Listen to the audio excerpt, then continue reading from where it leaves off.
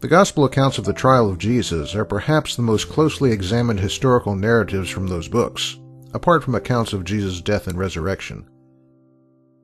It's the source for any number of historical objections, and in this extended series we're going to have a close look at a whole lot of them. To begin, we'll need to lay out some limitations.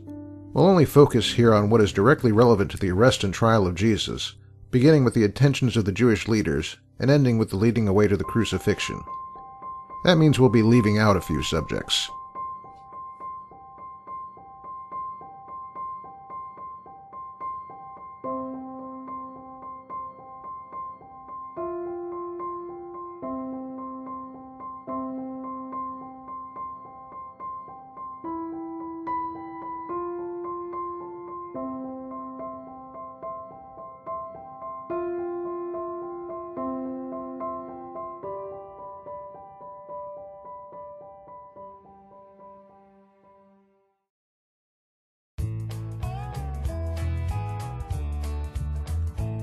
The Gospels, of course, are our primary sources for the trials of Jesus, which leads to a preliminary objection by many critics.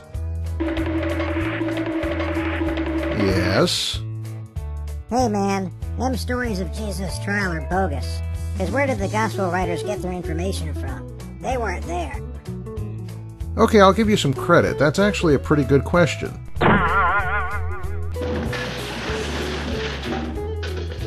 Obviously, the Gospel authors got their information from other people when it comes to the trial of Jesus. Sure, John and Peter followed behind after Jesus when he was arrested, so that could explain a little bit of what we find.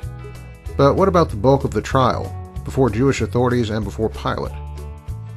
There are actually three solid potential sources for information about the trial of Jesus to be transmitted to the authors of the Gospels, though fundy atheists won't like the first one.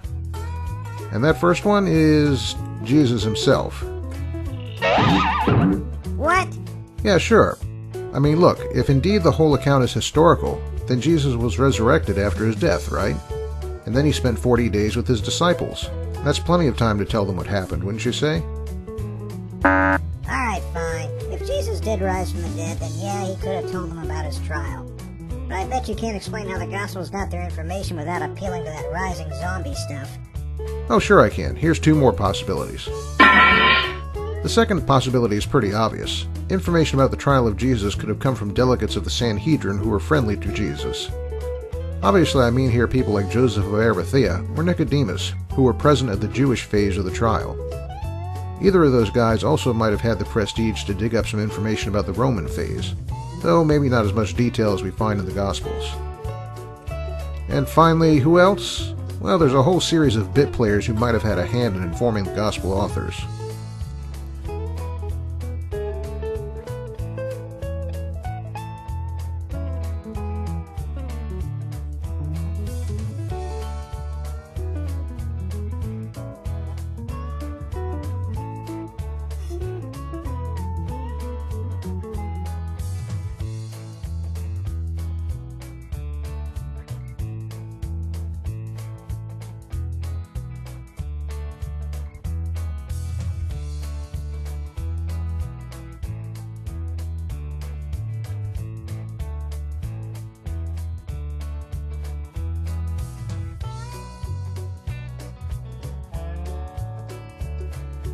Wherever the data came from, though, there's something far more important.